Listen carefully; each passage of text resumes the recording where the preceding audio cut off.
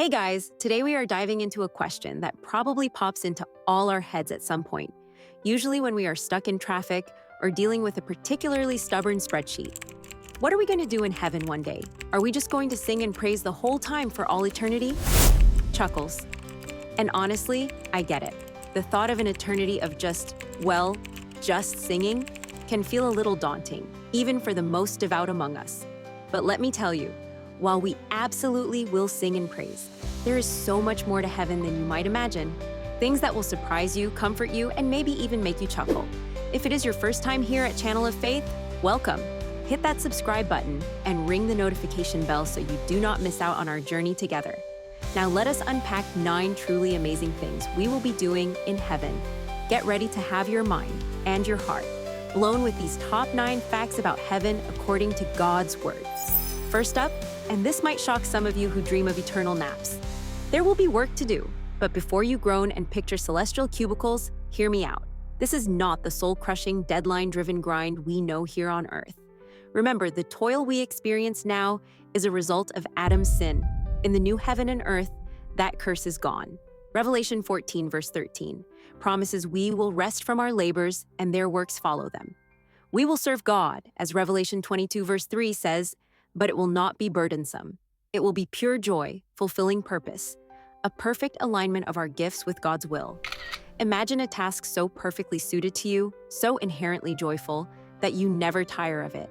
This is not work in the sense of drudgery or obligation, but rather a delightful expression of our redeemed selves, participating in God's ongoing creation and administration of His perfect kingdom. No more, thank God it is Friday in heaven, because every day will feel like the best kind of Saturday. Second, you are going to think differently, and oh, how I long for this one. 1 Corinthians 13, verse 12 says, "For now we see in a mirror dimly, but then face to face. Now I know in part, but then I shall know just as I also am known." Imagine looking into a mirror from ancient times, blurry, distorted. That is our current understanding.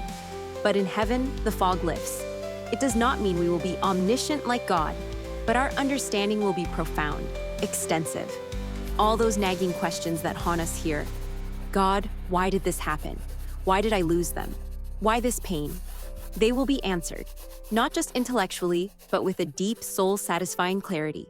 Imagine the peace that washes over you when every why finally makes perfect, divine sense. This clarity will extend not only to the mysteries of God's plan, but also to our understanding of ourselves, our relationships, and the true nature of reality. It is a perspective shift that will transform everything. Third, we will live in houses. Yes, houses. Isaiah 65, verse 21, paints a picture. They shall build houses and inhabit them. They shall plant vineyards and eat their fruit. Can you even begin to imagine the taste of fruit from a perfect, uncursed vineyard? Jesus himself said in John 14, verse 2, "In my Father's house are many mansions," or more accurately translated, many rooms, or dwellings. He is preparing a place for us. This is not some ethereal, floating existence. It is a tangible, beautiful reality. Imagine your perfect home, built not by human hands alone, but by divine design, in a world of perfect peace and beauty. A place where every sunrise is breathtaking, every sunset a masterpiece, and every corner whispers, "Welcome home." This speaks to the very human desire for belonging and comfort, fulfilled in a way that transcends our earthly limitations. I am getting excited just thinking about it. Fourth, this touches the deepest part of our hearts. We will see and hug our loved ones again. If they loved the Lord, if they served Him, if they were reborn Christians, and if you are, then reunion awaits. Paul comforted grieving believers in 1 Thessalonians 4, verses 16 through 18, reminding them that the dead in Christ will rise first. Then we who are alive and remain shall be caught up together with them, and thus we shall always be with the Lord. Therefore comfort one another with these words. And David, after losing his son, found solace in knowing, "I shall go to him, but he shall not return to me." 2 Samuel 12, verse 23. He knew he would see his child again. I can barely talk about this without my voice catching. I cannot wait to see my mom, dad, and grandma again. The thought of embracing them, sharing stories, laughing without a single shadow of earthly pain, with perfect love and understanding. free from all the baggage and misunderstandings of this life. It is a hope that anchors my soul. It is the ultimate family reunion, perfected by God Himself. Fifth, you will still be you, and you will still have emotions. God made us in His image, and He Himself experiences love, joy, delight. So yes, we will laugh, we will celebrate at banquets and feasts. But what about the pain, the sorrow, the tears? Revelation 21 verse 4 gives us the most profound promise. And God will wipe away every tear from their eyes. There shall be no more death, nor sorrow, nor crying. There shall be no more pain, for the former things have passed away. Imagine that. Every ache, every heartbreak, every injustice, every cry of the abused, every suffering of the poor, gone, wiped away, not just forgotten, but healed, redeemed. God does not just make things better, He makes all things new. So no, you will not experience pain or suffering, just pure, unadulterated joy and peace, amplified beyond anything we can comprehend now. Our emotions will be perfected, free from the taint of sin and suffering, allowing us to experience love, wonder, and delight in their purest forms. Sixth, and this one can be a little tricky to grasp, you will not miss your old life. Let me try to explain with a story. My husband and I were once flying to Asia. At the airport, they announced the flight was overbooked. They offered us an upgrade to business class from economy if we flew one day later. We said, absolutely.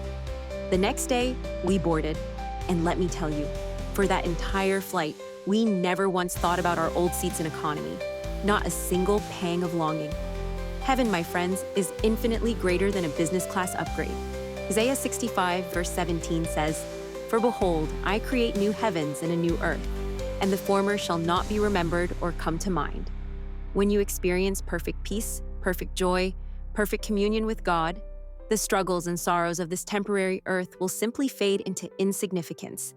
You will not miss the brokenness, because you will be immersed in perfection. The beauty and glory of the new creation will so utterly surpass anything we have known that our past trials will be but a distant, forgotten dream. Seventh, you will have a real body, not a spirit floating around, not an angel. We do not become angels, by the way. God gave us bodies, and He will unite our souls with new glorified bodies, bodies that will never grow old, never tire, never get sick.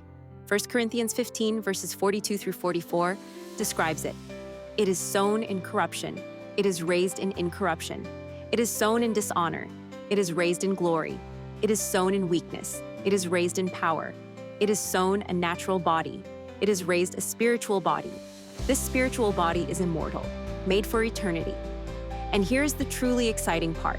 1 Corinthians 15 verse 49 tells us, "As we have borne the image of the man of dust, we shall also bear the image of the heavenly man." Our new bodies will be like Jesus' resurrected body.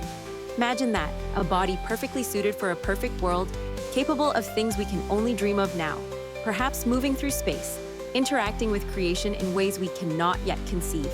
That is going to be an adventure. Eighth, we will live in a whole new world.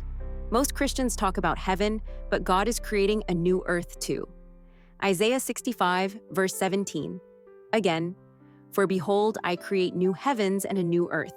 And then, in verse 25, "The wolf and the lamb shall feed together, the lion shall eat straw like the ox.